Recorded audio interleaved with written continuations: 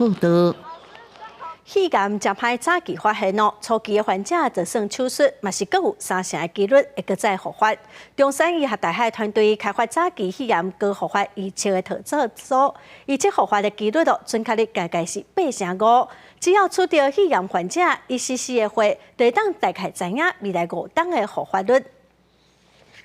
肺癌的整个存活率是低的，而且它最重要的是它容易有抗药性，很容易复发，2个特点吼。全球5分之1癌症的死亡人数，拢是因为肺癌，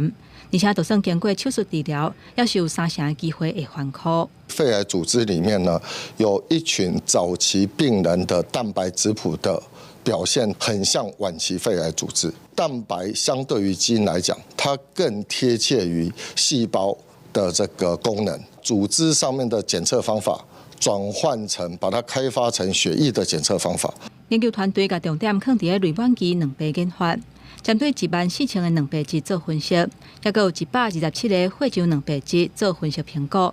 为200个患者血样本内底找出4种血浆卵白组合，对早期肺癌手术了后的患者会犯苦的问题有85%的敏感度。最常见在台湾当然是肺腺癌，占的比例最高嘛，大概70%左右，会以肺腺癌会来做这个检测的几率应该是最高。希望我们到时候它打开的时候，我们已经把这个临床试验、前瞻性的临床试验已经做完了，而且有初步的验证效果的部分没有问题的话，那我们可能就会比其他的对手更容易拿到我们要的东西，大概至少要2年以后了。团队目前已经甲国内业者研发出4种卵白单株抗体，也相关的研究按算下半年会做台湾甲美国专利的申请。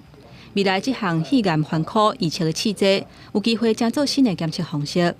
肺癌的患者只要提供1cc 的血，就会当知影未来5年内环科的比率，而且病情会当有更较好的控制。记者综合报道。